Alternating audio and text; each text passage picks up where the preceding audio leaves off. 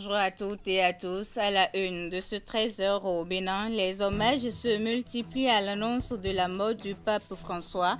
Les prêtres lui ont adressé leurs prières et pensées. Tous rendent hommage à un pontificat dédié au dialogue œcuménique et interreligieux.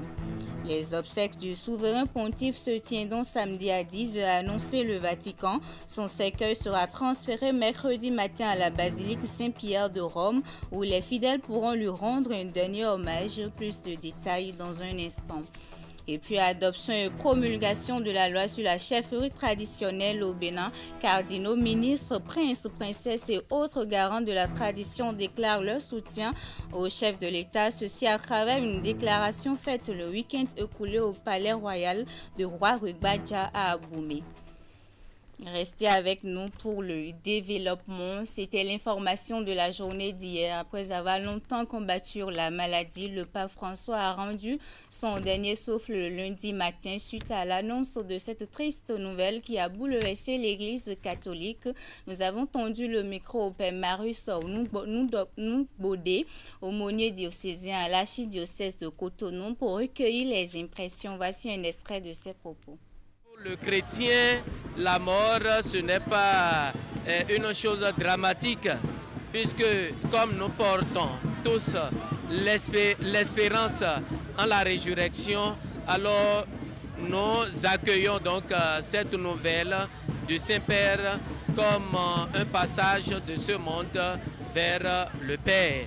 Alors l'Église universelle va continuer de prier pour le repos de son âme. Alors, pour qu'en devenant un jour saint, lui-même il puisse intercéder pour nous. Un peu comme tous les autres papes, il a fait de son mieux. L'Église se porte bien, les prêtres également. Donc, pendant son règne, il a donné quand même assez de directives pastorales pour pouvoir animer et redynamiser l'Église. Tout cela, je crois que c'est à l'actif des chrétiens et de tous les pasteurs. Et nous sommes très contents de l'avoir comme pape de notre Église catholique. Et puis le processus d'inhumation du souverain pontife est enclenché depuis hier au Vatican, allant de la fermeture des différents appartements pontificaux qu'il a utilisés à l'exposition de son corps, sans oublier la messe dite en son honneur dans la soirée de ce lundi. Suivez le récit de tout ceci avec Candide Roueton. Les proches, collaborateurs et membres de l'ensemble des administrations qui constituent le gouvernement pontifical ont encore jusqu'à minuit ce mardi soir pour rendre visite au corps du pape François. La dépouille est exposée à la chapelle de la maison Saint-Marthe depuis hier, où les gens s'y rendent depuis plusieurs heures. Bien avant l'exposition du corps, le processus d'inhumation du souverain pontife a commencé par la pose des scellés sur l'appartement papal, au 3e étage du palais apostolique et sur celui au 2e étage de la maison Sainte-Marthe. S'en est suivi la messe en suffrage au pape François dans la soirée de ce lundi 21 avril 2025 en la cathédrale Saint-Jean de Latran. Une messe présidée par le cardinal Balthazar Reina, vicaire général du diocèse de Rome.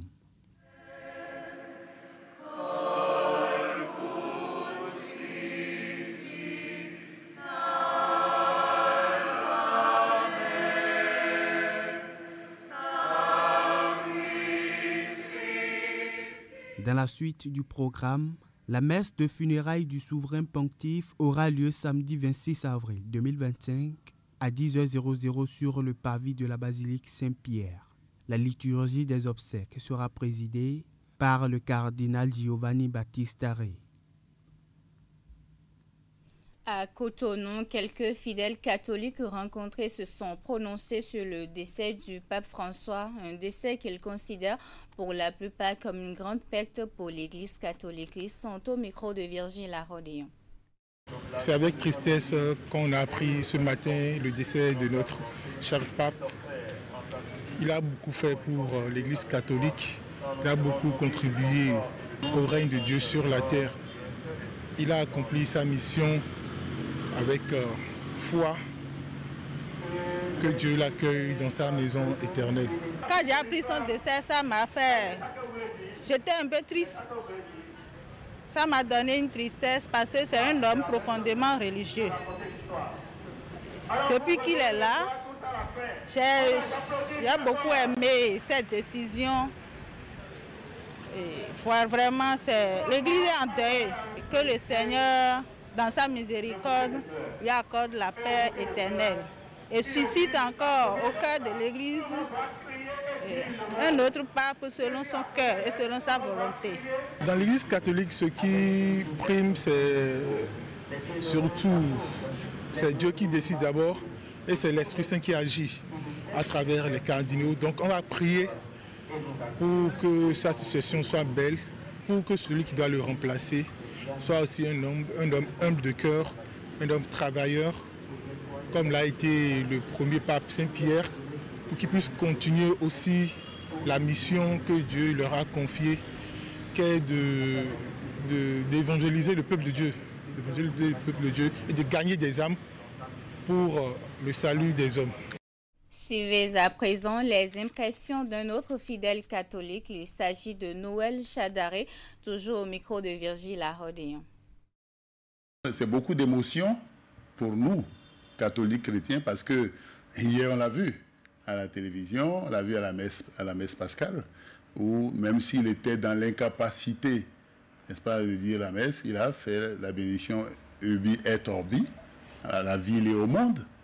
Et donc, on n'a jamais pensé que c'était son au revoir. C'est beaucoup d'émotions pour nous, parce qu'on savait qu'il pouvait aller vers la rénonciation, parce qu'il était très fatigué, affaibli, mais de le voir, n'est-ce pas, parti comme ça, c'est les mystères de Dieu sont insondables, et c'est la volonté de Dieu. Ça a été un pape qui a marqué son passage, un pape qui, n'est-ce pas, il est d'abord appelé le curé des pauvres, avant de devenir le pape. Le pape des pauvres aussi, parce qu'il est atypique, il n'a pas accepté de vivre comme ses prédécesseurs dans un domaine où c'était réservé au pape. Il est resté avec les autres, vécu avec les autres, et il a défendu tout le temps les pauvres, il est proche des pauvres, c'est le pape des pauvres, un pape plein d'humilité, beaucoup d'humilité, et un pape aussi réformateur. C'est le deuxième aspect qu'il faut ressortir, en dehors de ce qu'il est pape pauvre. C'est sous lui que la Constitution a été revue. Et on a vu qu'il faisait un peu bouger les choses. C'est un pape progressiste, fait bouger les choses. Et même si on peut ne pas apprécier ce qu'il a fait, parce que nous, Africains, on n'a pas apprécié que le pape, n'est-ce pas, ait décidé que les LGBT, n'est-ce pas, qu'on leur donne la bénédiction hors rituel. Et on n'a pas apprécié ça, c'était un tollé, mais dans l'ensemble, il a fait bouger beaucoup de choses dans l'église romaine, l'église catholique. Et il faut lui reconnaître cette détermination, cette dévotion pour la mission. Il est allé au bout du bout. Au bout du bout, parce qu'on ne savait pas qu'il allait être à la messe pascale. Il est venu bien que faible. C'est l'amour qu'il a pour le monde, cette détermination, cette volonté à, n'est-ce pas, donner le meilleur de lui-même. Il a fait bouger les lignes dans l'Église catholique qui était trop conservatrice. Et donc, on espère que son successeur, n'est-ce pas, qui va être désigné, va être quelqu'un qui, n'est-ce pas, va s'inscrire dans la lignée de ce qu'il a fait.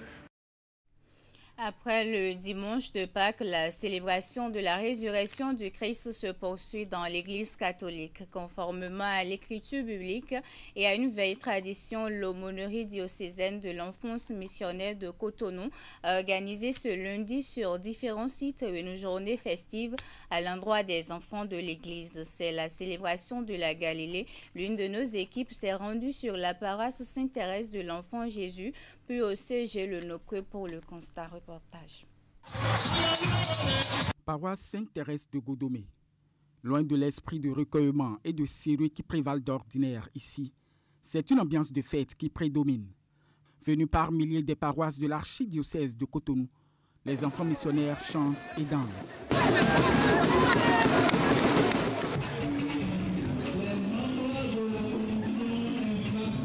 Cependant, ces démonstrations de joie sont les dernières d'une journée déjà à son terme. En témoignent ces rangs formés pour un départ ordonné des Galiléens. Le programme déroulé lors de cette journée inclut notamment une célébration eucharistique et plusieurs activités culturelles. Comme vous pouviez le voir, ils sont en train de rentrer le cœur égayé et avec beaucoup de joie parce qu'ils ont su partager cette journée-là avec leurs confrères, les amis et autres. Voilà, c'est ce qu'on pourra retenir de cette journée. Moi, je pense que cette journée est une bonne chose car ça nous permet de rencontrer d'autres paroisses et de savoir beaucoup de choses à travers les jeux, des animations, des danses et des activités culturelles. Il faut veiller pour organiser une journée pareille parce que quand on parle de vicariat, il faut noter que chez nous, c'est un ensemble de 12 paroisses. Alors il faut travailler avec les aumôniers paroissiaux pour faire déplacer tous ces enfants-là.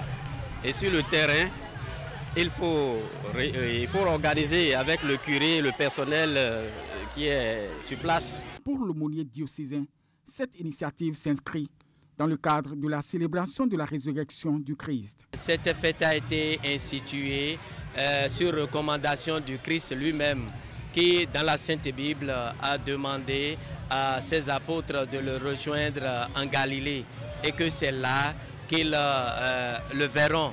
L'essentiel, c'est de garder la joie, de ressusciter et de partager alors cette joie avec les frères et sœurs. Au CEG Lonokwe, l'ambiance est identique. Le matin, on a fait la messe de 10h, on est sorti, après on a mangé. Après, on a fait les activités, divers jeux. Et les enfants participaient pour chacun participer au jeu. Ici, j'ai dansé sur le podium.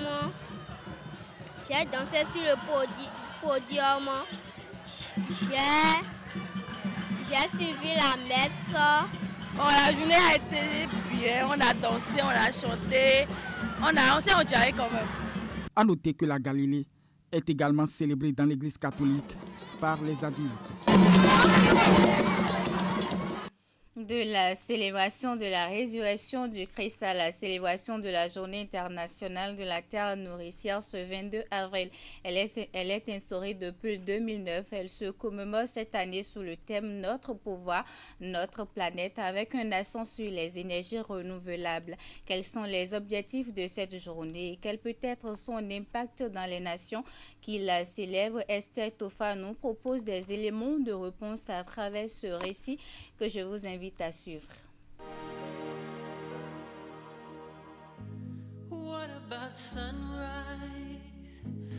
Elle est née d'une résolution présentée par la Bolivie et approuvée par plus de 50 États membres de l'Assemblée générale des Nations unies en 2009. L'usage du terme « terre nourricière » vient de l'interdépendance qui existe entre les êtres humains, les autres espèces vivantes et la planète. Il est donc décidé de désigner le 22 avril comme Journée internationale de la terre nourricière. Elle reconnaît que la terre et ses écosystèmes sont notre foyer et qu'il est nécessaire de promouvoir l'harmonie avec la nature et la terre. Cependant, la première journée de la Terre a eu lieu le 22 avril 1970 à l'initiative du sénateur et militant écologiste Gaylord Nelson pour plaider en faveur de la création d'une agence environnementale. 2000 universités, 10 000 écoles primaires et secondaires et des centaines de collectivités y ont participé. La pression sociale a porté ses fruits. Le gouvernement américain a créé l'Agence de protection de l'environnement, EPA, et adopté une série de lois visant à protéger l'environnement. La Journée de la Terre est l'occasion de contribuer à trouver une solution à la crise alarmante à laquelle la Terre est confrontée en raison des effets du changement climatique, l'augmentation de la pollution plastique et l'épuisement des ressources naturelles. Elle vise également à célébrer les initiatives écologiques prises partout dans le monde. Le thème de cette année, Notre pouvoir, notre planète, appelle chacun à s'unir pour les énergies renouvelables et à faire un effort pour tripler l'énergie propre d'ici 2030. Le secrétaire général des Nations Unies, Antonio Guterres, à l'occasion de cette journée, invite les pays à agir pour lutter contre la pollution, freiner l'appauvrissement de la biodiversité et fournir les fonds nécessaires pour protéger notre planète. Antonique Smith, chanteuse, actrice et militante climatique de longue date, nominée aux Grammy Awards, a été nommée ambassadrice officielle du Jour de la Terre 2025.